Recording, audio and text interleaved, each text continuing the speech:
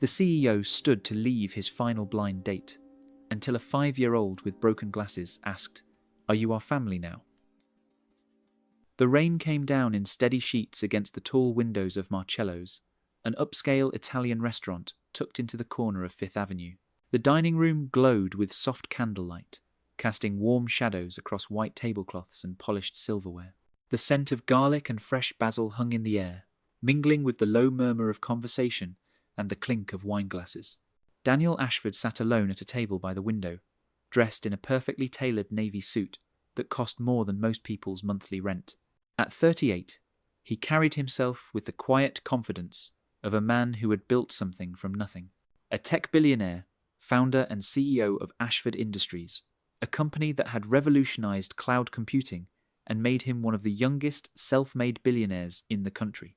But tonight, beneath that polished exterior, he was just tired. He checked his watch. 7:45. His date was already 15 minutes late. His assistant had set this up, insisting he needed to get out more, that 3 years of mourning his late wife was long enough. Daniel had finally agreed, if only to stop the concerned looks from his staff. But, sitting here now, watching couples lean close across candlelit tables, he felt the familiar ache in his chest. He gave it 5 more minutes, then he would leave. At 7:50, the hostess approached with an apologetic smile, leading someone toward his table. Daniel looked up, preparing his polite exit speech. Then he saw her. She wasn't what he expected. Maya Chen was 29, with long dark hair pulled back in a simple ponytail, still damp from the rain. She wore a cream-coloured sweater that had seen better days, dark jeans, and canvas sneakers with mud on the toes. No jewellery, except for a small silver locket around her neck. Her face was makeup-free, flushed from rushing, and completely beautiful in its honesty. Behind her, holding her hand tightly, was a little girl.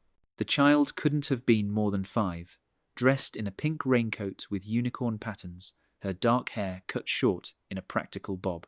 She wore thick-framed glasses that kept sliding down her small nose, and in her other hand she clutched a worn stuffed rabbit. Maya reached the table, breathless. "I am so sorry I'm late. I know this looks terrible. I can explain." Daniel stood, more out of reflex than anything else. "It's fine. Please, sit." She helped the little girl into a chair, then slid into her own, tucking a strand of wet hair behind her ear. "I'm Maya. This is Sophie, my daughter. I tried to get a sitter, but she cancelled last minute, and I couldn't just not show up without calling, except my phone died in the rain. And then we saw this elderly man slip on the sidewalk 2 blocks from here, and we couldn't just leave him. So we waited with him until the ambulance came, and..." She stopped, took a breath. "I'm rambling. I do that when I'm nervous." Daniel found himself smiling, something he hadn't done naturally in months. "Is he okay? The man who fell?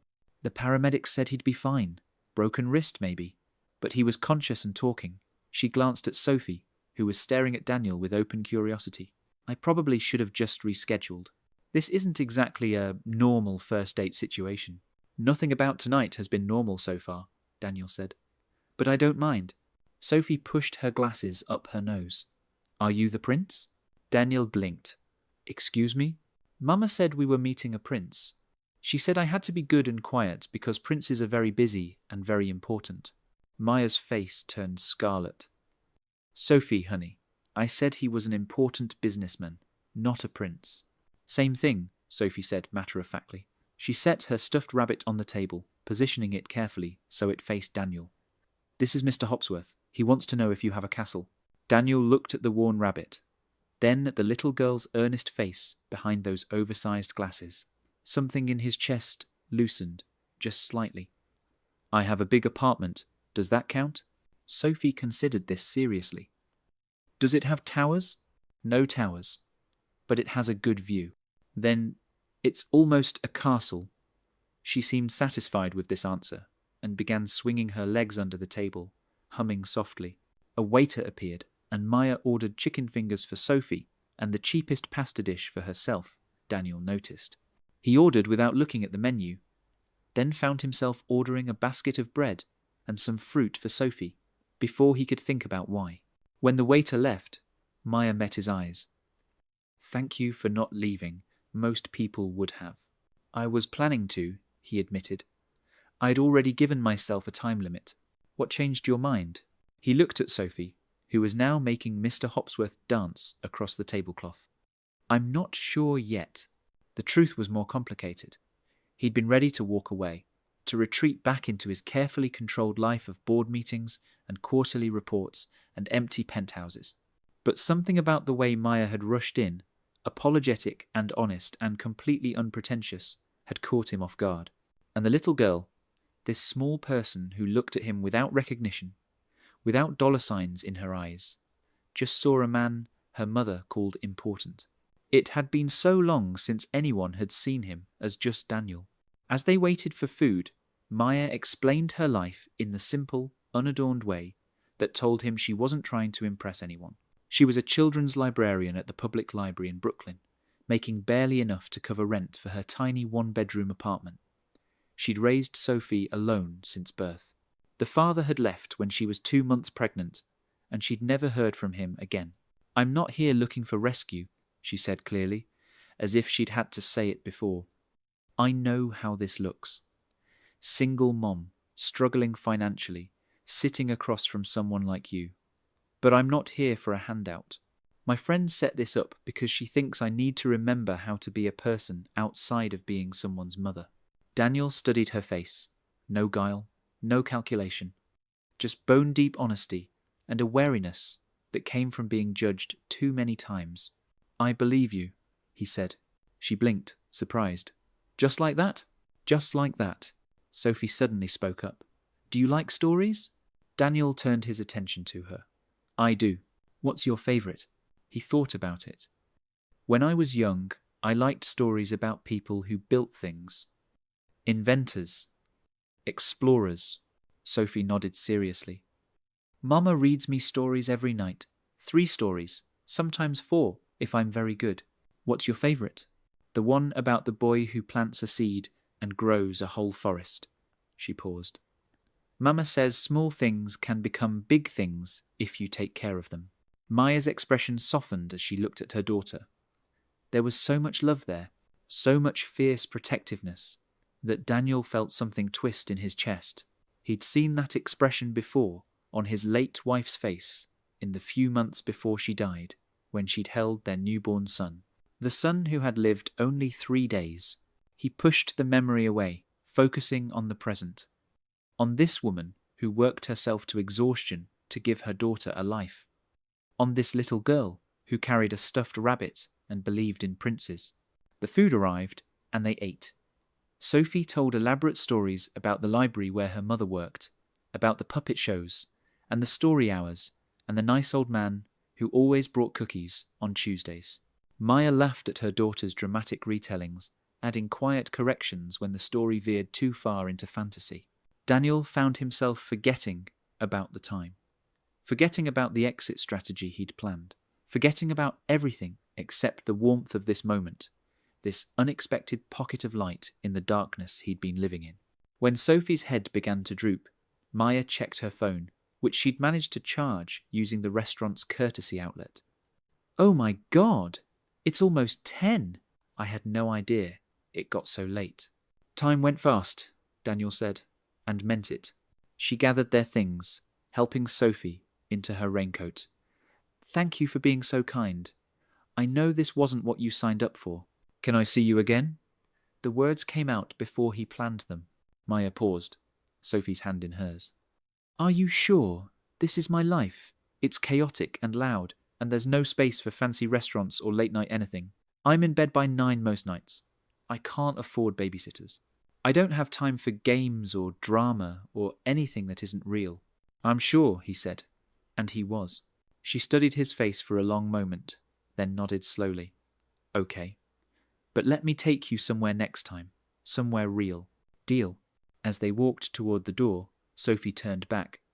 "Bye, almost prince," he smiled. "Bye, Sophie." And just like that, Daniel Ashford forgot to leave. The next Saturday, Maya texted him an address in Brooklyn. No explanation, just Come at noon. Dress casual. Daniel showed up in jeans and a plain grey sweater, feeling oddly exposed without his suit armor. The address led to a narrow brick building, wedged between a laundromat and a corner store. He climbed 3 flights of stairs and knocked. Maya opened the door in an oversized flannel shirt and leggings, her hair piled on top of her head. You came. You invited me. She smiled, stepping aside to let him in. The apartment was tiny, barely bigger than his walk-in closet. The main room served as living room, dining room, and kitchen all at once. But it was warm, colourful. The walls were covered in Sophie's artwork, bright crayon drawings taped up everywhere. Books overflowed from homemade shelves. A worn couch held a mountain of pillows and a crocheted blanket. It felt more like home than his penthouse ever had. Sophie ran up, still in her pyjamas, Mr. Hopsworth under one arm. You came. Mama said you might not, because rich people don't come to regular people's houses. Sophie, Maya's face flushed. That's not what I said. You said we shouldn't get our hopes up. That's different. She looked at Daniel apologetically. Kids have no filter. It's fine, he said. And then to Sophie, your house is great. Way better than mine. Sophie beamed. Want to see my room? It's very small, but I have a nightlight that looks like stars. She grabbed his hand without waiting for an answer, pulling him toward a doorway hung with strings of paper stars. The bedroom was indeed small, barely enough room for a twin bed and a small dresser, but every inch was loved. Glow-in-the-dark stars on the ceiling, more drawings, a shelf of worn library books. This is where the magic happens, Sophie announced. Mama says every bedroom is magic if you have good dreams. Daniel crouched down to her level. Your mama is right. When they returned to the main room, Maya had laid out ingredients on the counter. Eggs, milk, flour, cinnamon. I promised Sophie we'd make pancakes. I thought you might want to help. He hadn't cooked in years. He had a private chef, a meal service, standing reservations at 5-star restaurants. But he found himself rolling up his sleeves. I'm not very good at this. Neither am I, Maya said cheerfully. But Sophie doesn't care as long as they're shaped like animals. The next hour was chaos. Flour everywhere. Sophie insisting on cracking the eggs herself, resulting in shells in the batter. Daniel burning the first 3 pancakes, while Maya laughed so hard she had to sit down.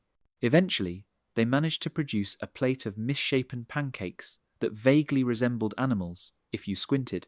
They ate at the small table by the window, Sophie narrating an elaborate story about how her pancake rabbit was friends with Daniel's pancake elephant. Syrup dripped. Maya's hair came loose from its bun. Daniel had flour on his cheek. He couldn't remember the last time he'd felt this light. After breakfast, Sophie wanted to go to the park. They walked 3 blocks to a small playground, where she immediately ran for the swings. Maya and Daniel sat on a bench, watching her. I need to be honest with you, Maya said quietly. Sophie has health issues. Nothing immediately life-threatening, but chronic. She has a heart condition. It requires medication, regular checkups, and careful monitoring. It's part of why money is so tight. Insurance only covers so much. Daniel felt something cold settle in his stomach. Does she know? She knows she has a special heart that needs extra care. She's too young to understand all of it. Maya's voice was steady, but he could hear the fear underneath. I'm telling you because if we're going to do this, whatever this is, you need to know. My life isn't simple. It's complicated and scary and expensive.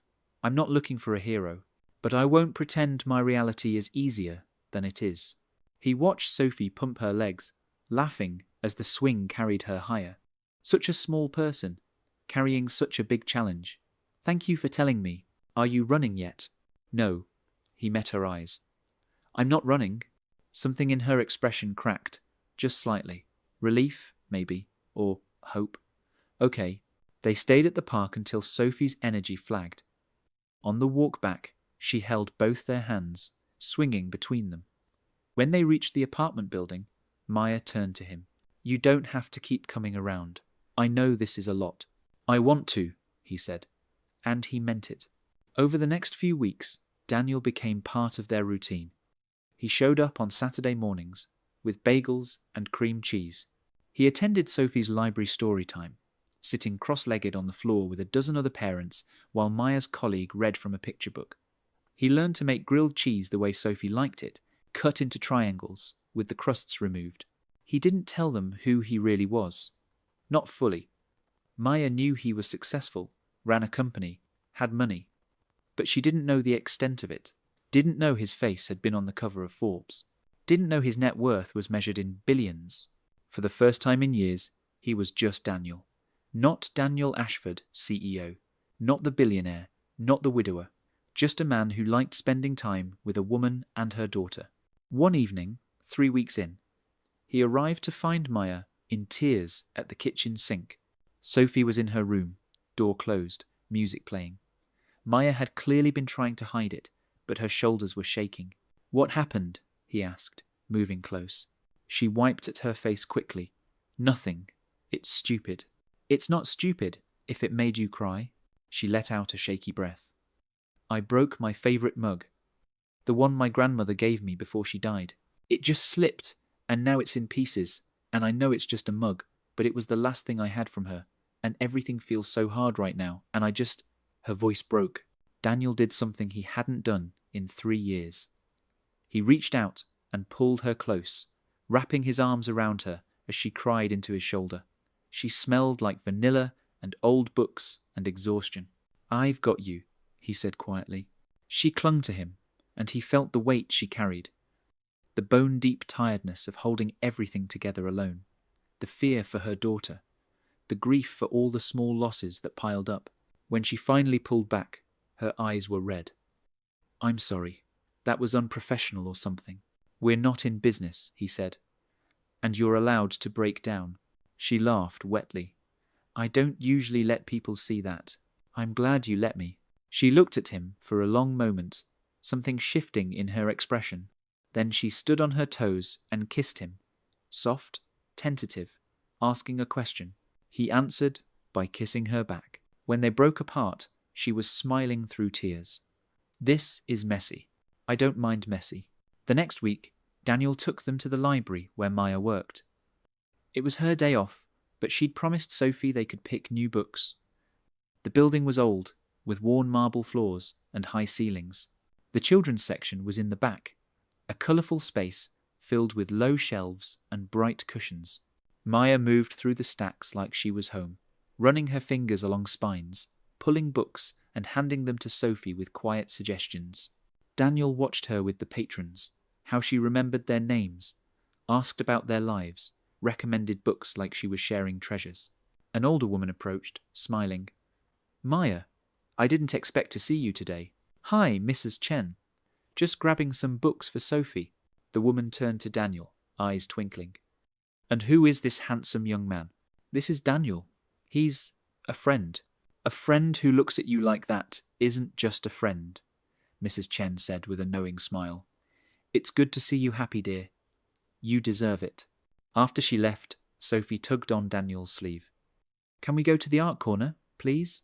The art corner was a small alcove filled with craft supplies donated by the community.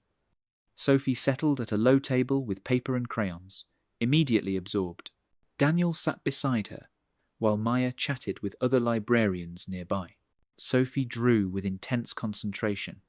A house, stick figures, trees. She used every colour in the box, narrating the story to Mr. Hopsworth as she worked. When she finished, she held it up proudly. "Look!" Daniel looked.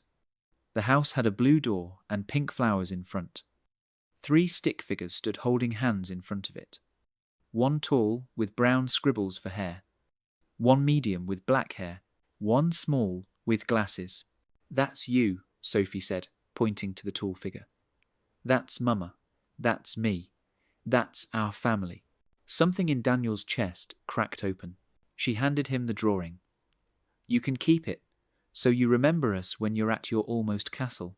He took the paper with careful hands. "Thank you, Sophie. I'll put it somewhere special." Maya appeared behind them, and he saw her see the drawing, saw her eyes go soft and bright at the same time. She met his gaze over Sophie's head, and something passed between them. An understanding, a hope. This was real.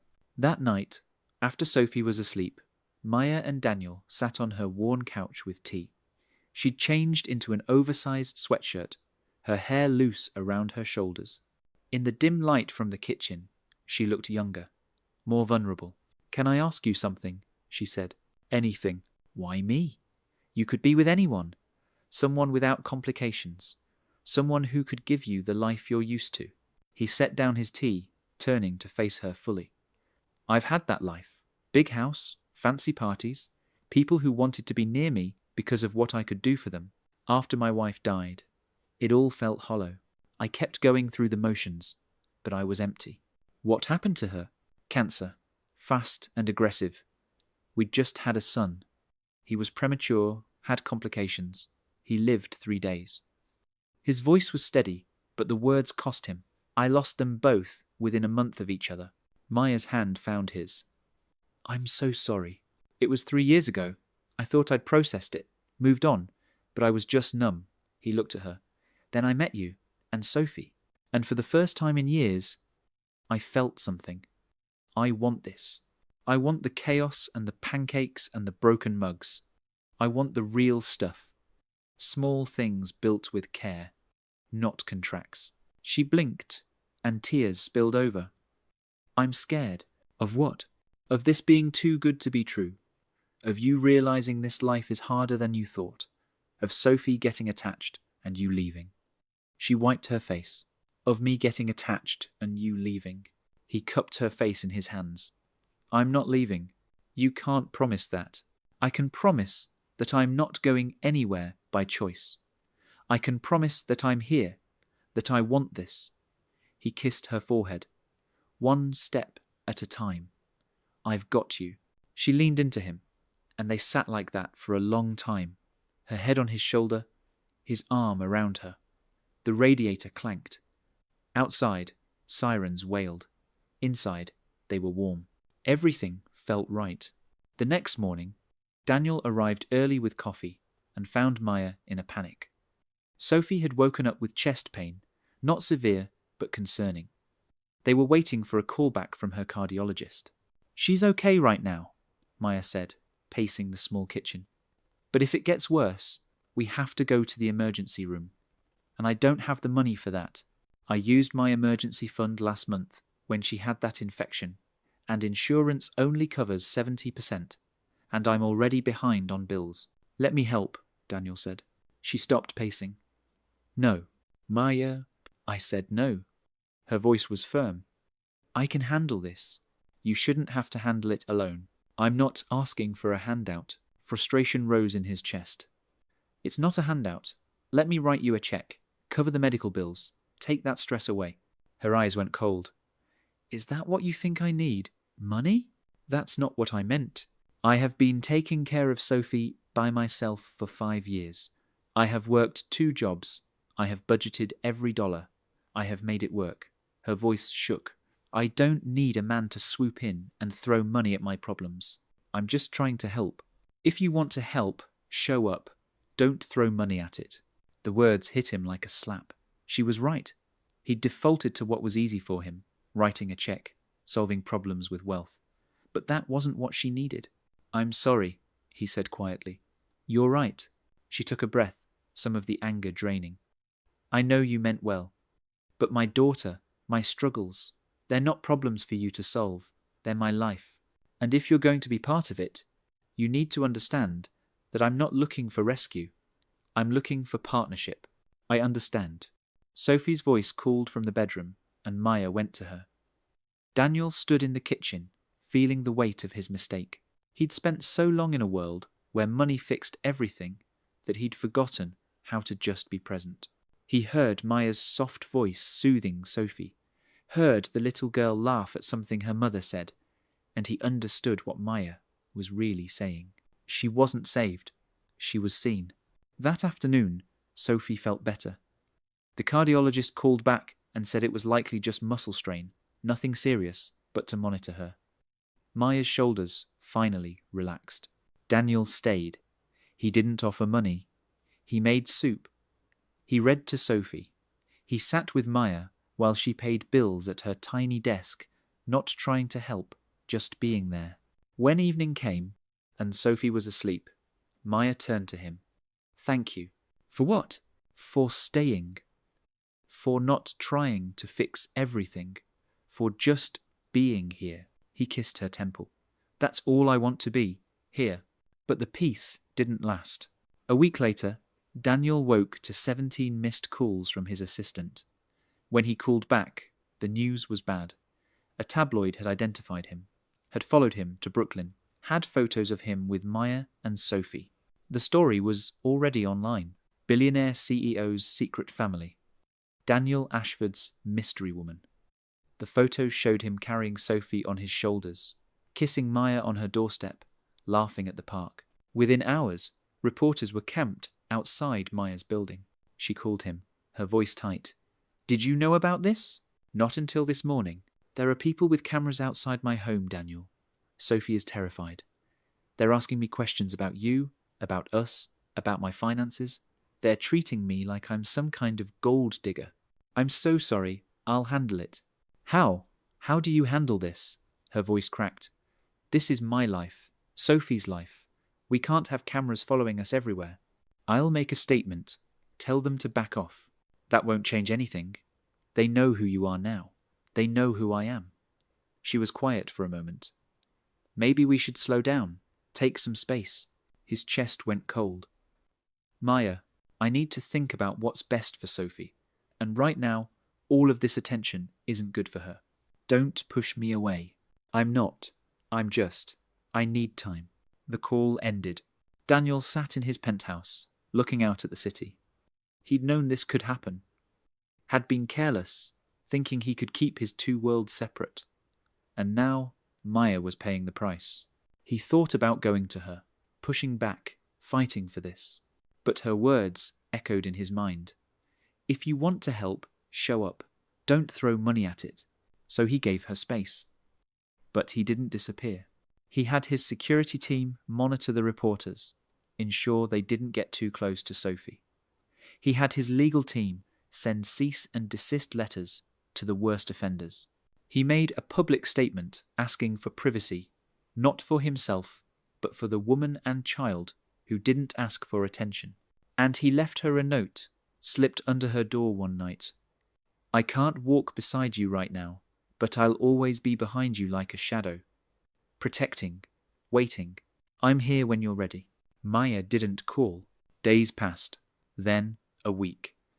Daniel threw himself into work, but his heart wasn't in it. Board meetings felt meaningless. Acquisition deals left him cold. He'd found something real, something that mattered, and now it was slipping through his fingers. On a Tuesday night, his phone rang. Unknown number. "Hello?" "Daniel." It was Maya, but her voice was wrong. Panicked. "Sophie collapsed. We're in an ambulance. Her heart." Her voice broke. "I need you." He was already moving, grabbing his keys. "Which hospital?" "Brooklyn Methodist." "I'm on my way." He made it in 15 minutes, breaking every traffic law. He found Maya in the emergency waiting room, still in her work clothes, her face white. She looked up when he approached, and something in her expression broke. "You came," she whispered. He pulled her into his arms. "Of course I came. You're the only one who called." She clung to him, shaking. "They won't tell me anything. She was fine, and then she just collapsed at the library, and I don't know what's happening, and I'm so scared." "I'm here. I've got you." They waited. Terrible, endless waiting. Daniel held Maya's hand, brought her coffee she didn't drink, talked to the nurses with the kind of authority that made them actually answer questions. Finally, a doctor emerged. "Miss Chen?" Maya stood, and Daniel stood with her. "Is she okay?" "She's stable. It was an arrhythmia episode. Her medication needs to be adjusted. We'll need to keep her overnight for observation, but she's going to be fine." Maya's knees buckled with relief.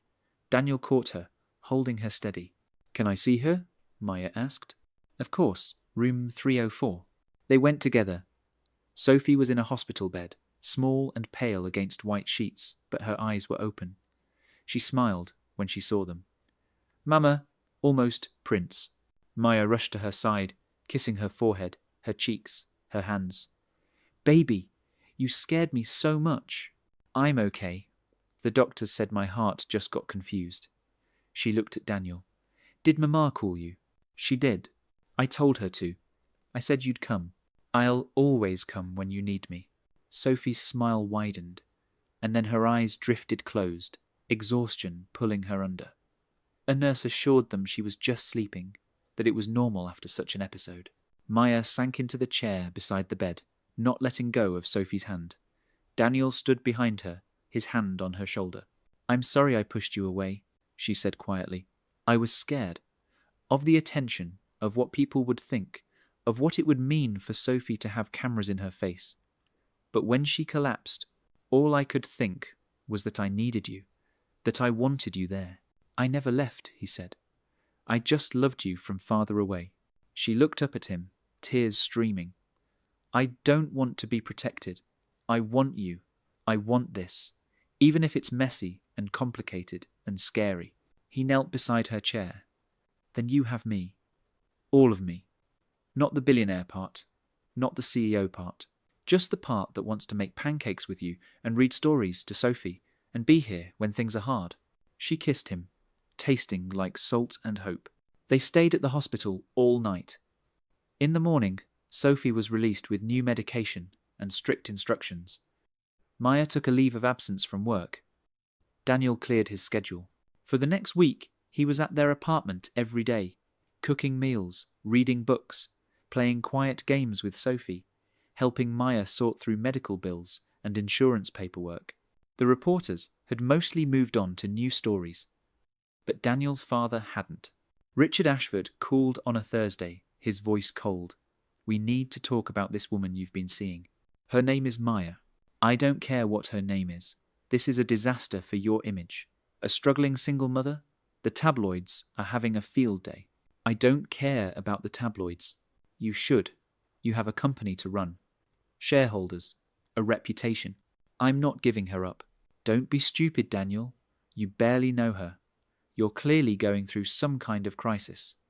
First Elizabeth, then the baby, now this. You need to get your head straight. Something in Daniel snapped. Don't you dare bring them into this. I'm trying to help you. No, you're trying to control me, like you always have. But I'm done. I'm done living the life you think I should live. I'm done pretending that money and power are enough. They're not. Maya and Sophie, that's what enough looks like. If you pursue this, there will be consequences. Then I'll deal with them. He hung up. That evening, he told Maya about the call.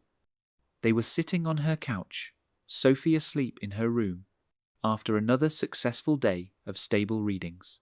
Your father hates me, and he doesn't even know me, she said. He's wrong about you. What if he's not wrong about us being a disaster? She looked at him. Your life and my life, they're so different. How do we make that work? We figure it out. Together. She was quiet for a long moment. Then she said, I need to tell you something. About me. About my past.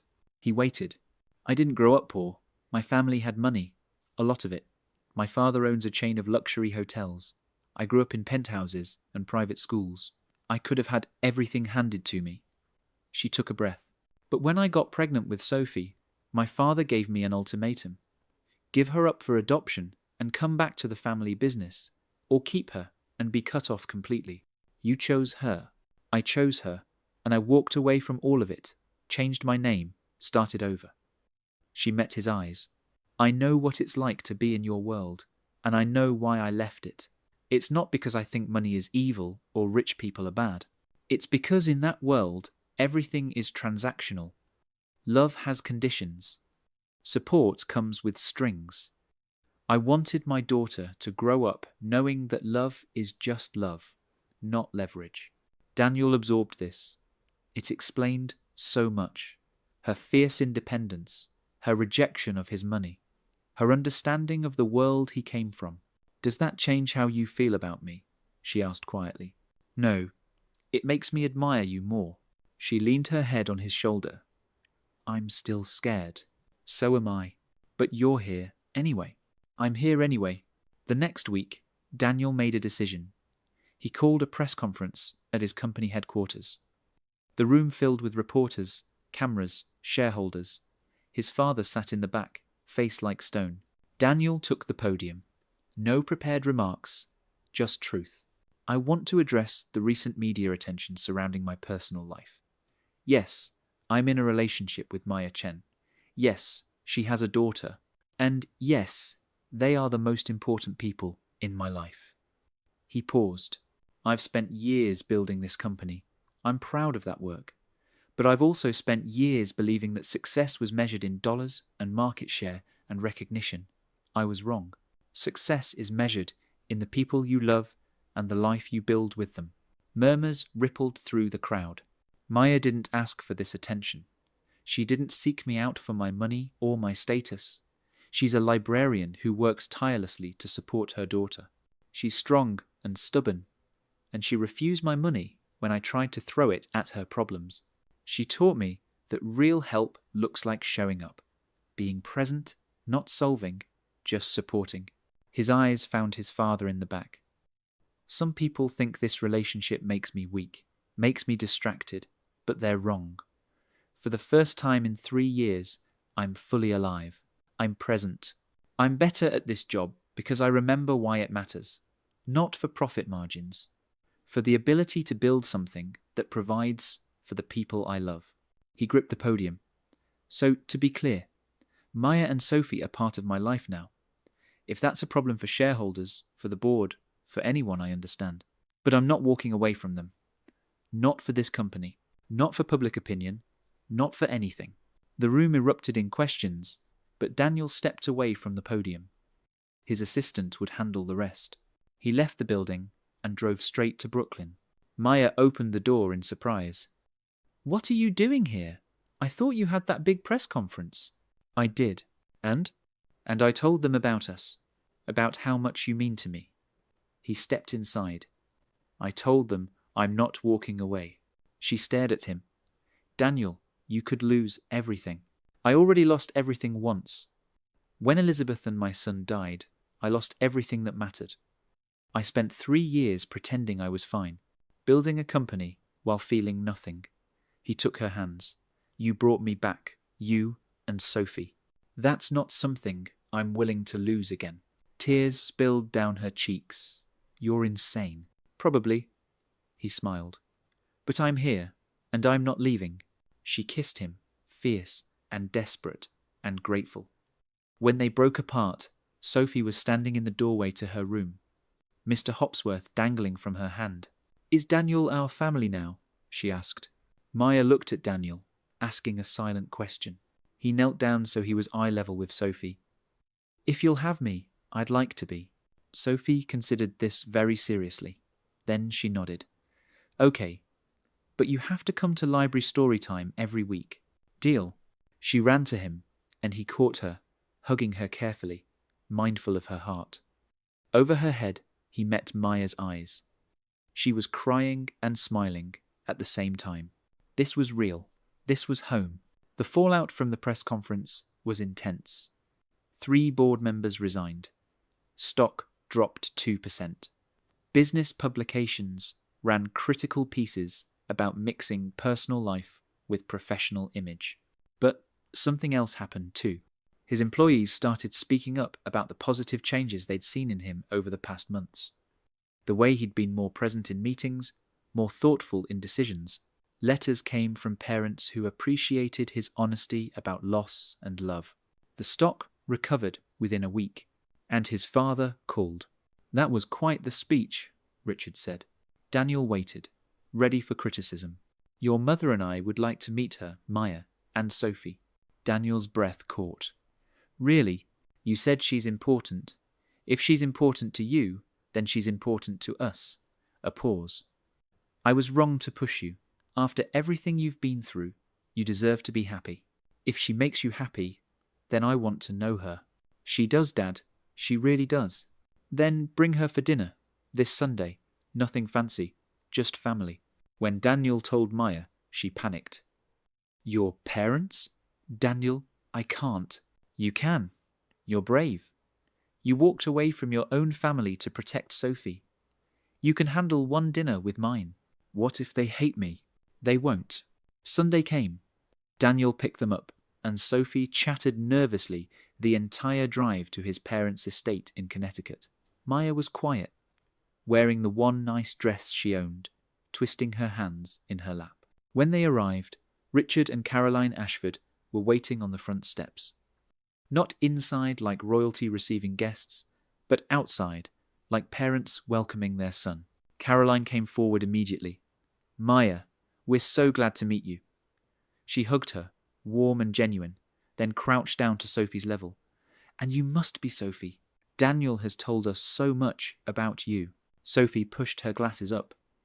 Do you live in a castle? Caroline laughed. Sort of. Would you like a tour? Sophie nodded enthusiastically, and Caroline took her hand, leading her inside. Richard stayed back with Daniel and Maya. Thank you for coming, he said to Maya. I know this isn't easy. Thank you for inviting us, she replied carefully. He studied her for a moment. My son has been lost for 3 years. We watched him go through the motions of living without actually being alive. Then he met you, and suddenly he's present again, laughing again, caring about something beyond work. His voice roughened. I don't care about your financial situation or your background or what the tabloids say. You brought my son back. That's all that matters to me. Maya's eyes filled with tears. I love him. I can see that, Richard smiled. Come inside. Let's get to know each other. The dinner was easier than Maya expected. Caroline was warm and asked genuine questions about her work at the library. Richard engaged Sophie in serious conversation about her favourite books. They didn't treat Maya like an outsider or a gold digger. They treated her like family. After dessert, Caroline pulled Maya aside. I have something for you. She led her to a sitting room and opened a drawer, pulling out a small velvet box. This was my mother's ring. I was going to give it to Elizabeth, but she chose her own. I've been saving it. She opened the box, revealing a simple gold band with a small diamond. I want you to have it. Not because Daniel's asked yet, but because I know he will. And when he does, I want you to know you have our blessing. Maya's hands shook as she took the box. I don't know what to say. Say you'll take care of my son, and let him take care of you. Caroline squeezed her hand. He needs to feel needed. Let him. I will. That night, as Daniel drove them home, Sophie fell asleep in the back seat, Mr. Hopsworth in her arms. Maya turned to Daniel. Your parents are wonderful. They liked you. Your mom gave me a ring. She showed him the box. She said you'd ask eventually. Daniel pulled the car over, right there on the highway shoulder. He turned to her, his face serious.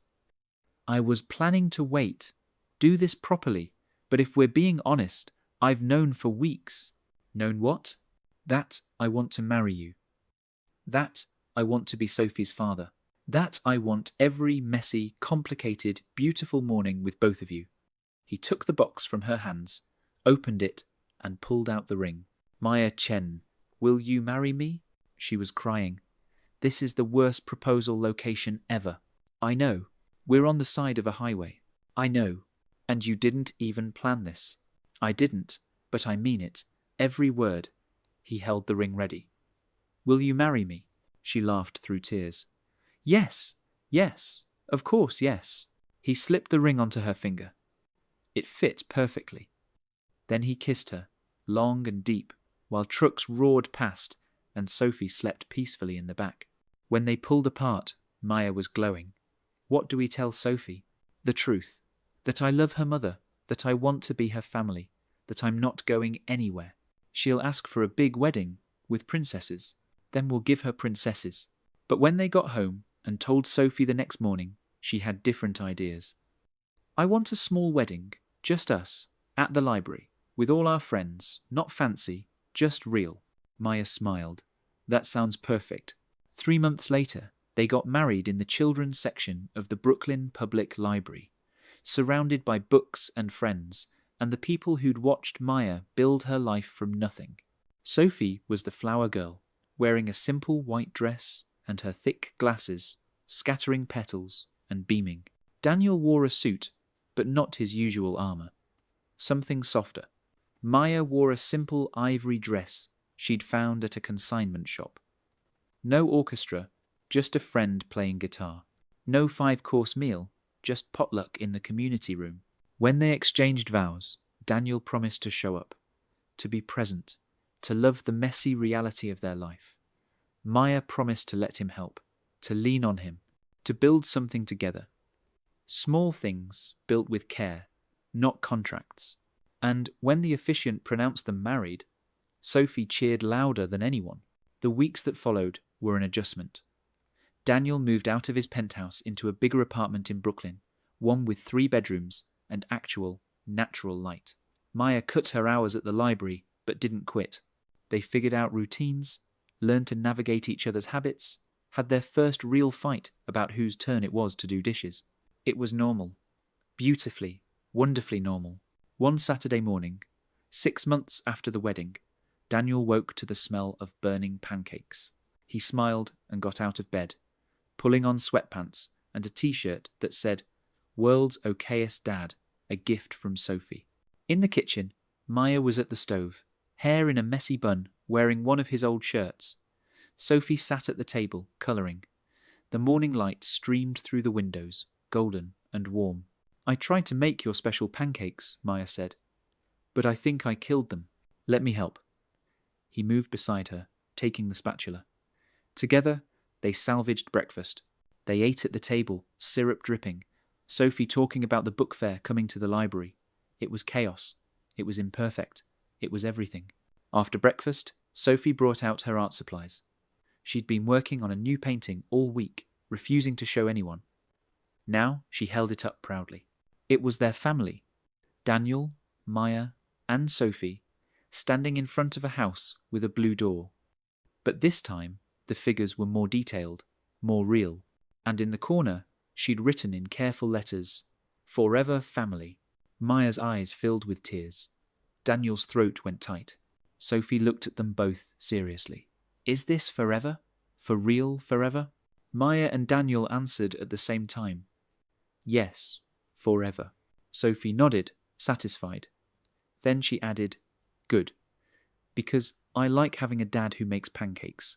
Daniel laughed, the sound catching in his chest.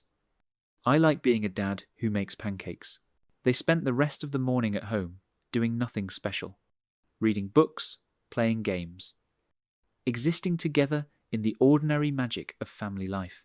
Later, when Sophie was napping, Maya curled up next to Daniel on the couch. "Do you miss it? Your old life?" "Not even a little bit." "Not the money, the power, the fancy restaurants?" He looked around their apartment. Toys on the floor, dishes in the sink, Sophie's drawings covering the refrigerator. "This is better. This is real." She kissed his jaw. "I'm glad you stayed. You're the only one who came," he said, echoing that first night. "The only one who saw me as more than a title." "You're not doing this because you feel sorry for us, are you?" she teased, echoing their early conversation. "No," he said seriously. "I'm doing this because I'm not ready to lose you again.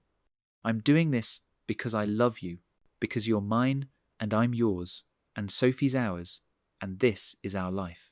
She smiled against his skin. "One step at a time. I've got you. We've got each other." Outside, the city hummed. Inside, they were home. That evening, they took Sophie to the park. She ran ahead to the swings, her laughter ringing out. Daniel and Maya walked hand in hand behind her, taking their time. "I never thought I'd have this," Maya said quietly.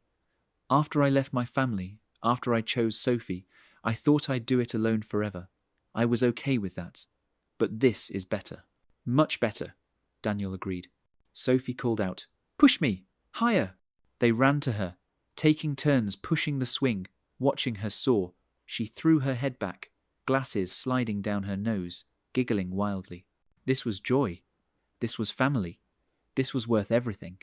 As the sun began to set, painting the sky in shades of pink and gold, they walked home together. Sophie in the middle, holding both their hands. Just another family on a Brooklyn street. Nothing special. Nothing extraordinary. Everything perfect.